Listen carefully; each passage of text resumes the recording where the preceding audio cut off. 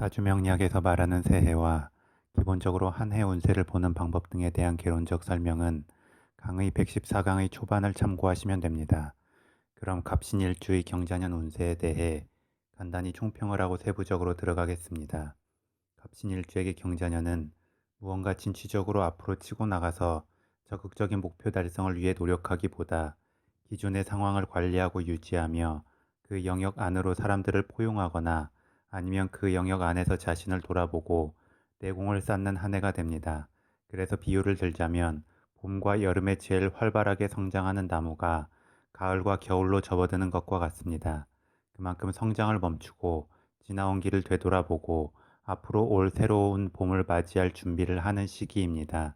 그런데 갑신일주는 경자년의 흐름이 아니어도 본인의 본질적 기질 속에 이미 이러한 가을과 겨울의 기운을 내재하고 있습니다. 그래서 갑신일주는 마치 에너지의 소모를 최소화하기 위해 과감하게 입을 떨구는 가을의 나무처럼 극단성과 단호함도 있지만 또 에너지를 정말 필요한 곳에만 써야 하기 때문에 신중함도 있습니다. 그리고 겨울을 보내야 하기에 에너지를 비축하는 마음도 있고 이미 비축된 자신의 것을 빼앗기지 않아야 하기 때문에 의심하고 경계하는 마음도 있습니다. 그래서 봄과 여름의 기운이 감정과 열정이 있는 기운이라면 가을과 겨울은 이성과 냉철함이 있는 기운이 됩니다. 그런데 갑신일주에게 경자년의 흐름은 이러한 이성과 냉철함의 기운이 더해지기 때문에 더욱 신중해지고 생각이 많아지며 때로는 너무 걱정과 부정적 마음에 휩싸여서 우울감이 올 수도 있습니다. 따라서 겨울에는 모든 생명체가 움츠러들기는 하지만 그렇다고 움직임이 아예 없는 것은 아닌 것처럼 갑신일주도 경자년의 흐름에서 너무 과도하게 진취적이고 적극적인 움직임을 할 것은 없지만 그렇다고 너무 생각에만 잠기거나 정체되어 있으면 안 좋습니다. 겨울에도 햇빛을 쬐기 위해 낮에 산책을 하는 것처럼 갑신일주도 경자년의 흐름에서 새로운 봄을 향한 마음의 희망을 가지고 의도적으로 밝은 생각과 함께 계속 몸을 풀어주면서 여가 활동이나 여행 등을 병행해야 좋습니다. 또한 혼자만의 생각이나 시간에 너무 빠지기보다 적절히 주변과 소통하고 자신의 속마음을 표현하고 드러내는 것도 필요합니다. 그러면 자연스럽게 사주의 흐름에 있어 균형이 잡히고 승진운도 들어오며 일적으로 책임의 무게를 감당하는 만큼 또 다음 흐름에서 탄력을 받아 주도적으로 일을 추진해 나갈 에너지가 비축되게 됩니다. 그럼 세부적으로 들어가겠습니다. 갑신일주 일간인 갑목에게 경자년의 천간인 경금은 편관이 됩니다. 편관은 정관과 달리 예측하기 어려운 압박과 책임 등에 해당하는 기운이기 때문에 저돌성과 극단성이 있습니다.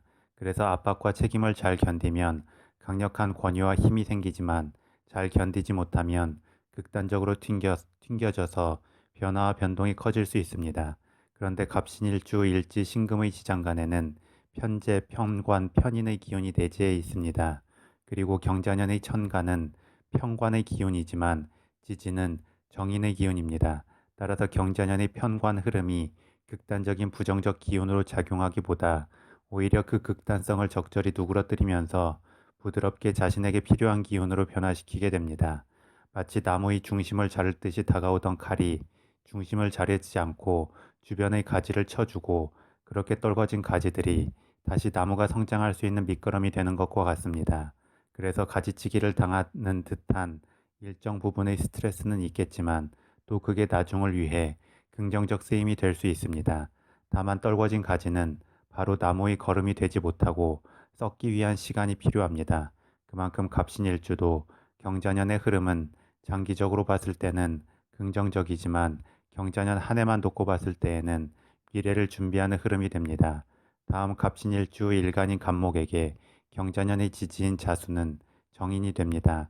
정인은 엄마와 같은 안정적이고 보편적이며 편안한 기운입니다. 그래서 경자년이 천간인 경금 편관의 작용을 긍정적으로 완충하는 역할을 해줍니다. 그런데 갑신일주 일지 신금의 안에는 이미 편인의 기운이 내재해 있습니다. 그래서 이미 내재해 있는 지장간의 편인 기운과 운세의 흐름에서 들어오는 정인의 기운이 혼재되어 작용합니다. 이는 마음의 생각들이 정리가 되지 않고 계속 꼬리를 물고 이어질 수 있습니다. 게다가 편관의 압박과 함께 작용을 하기 때문에 그 압박에 대해 적절히 수용하고 견딜 수는 있지만 마치 계속해서 숙제가 쌓이는 듯한 느낌이 들 수 있습니다. 물론 생각이 혼재되고 숙제가 많아진다는 것은 그것을 정리하고 풀어냈을 때 더 큰 도약의 원천이 될 수는 있습니다. 다만 그 생각과 숙제들이 돌아가는 순간에는 늪에 빠진 마음 상태가 됩니다.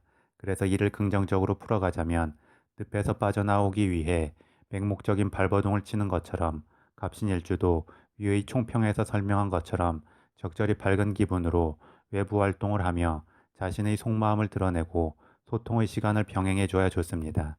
그렇게 하면 편인과 정인의 혼재된 기운이 내면에서만 빙빙 도는 게 아니라 적절히 흐름의 방향성을 찾으면서 긍정적으로 합쳐질 수 있습니다. 특히 갑신일주 일지 신근과 경자년의 지지인 자수는 지지 반합을 이루어 수기운으로 변화하게 됩니다. 수기운은 갑신일주에게 인성의 기운인 만큼 전체적으로 경자년에는 인성의 기운이 필요 이상으로 과해질 여지가 있음을 의미합니다. 그래서 더더욱 생각의 늪에만 빠져 있으면 부정적일 수 있습니다. 마지막으로 12운성론의 관점에서 보겠습니다. 갑신일주 일간인 갑목에게 경자년의 지지인 자수는 목욕의 흐름이 됩니다. 목욕은 아기의 티를 벗고 비로소 사회 속에 발을 디디는 흐름입니다.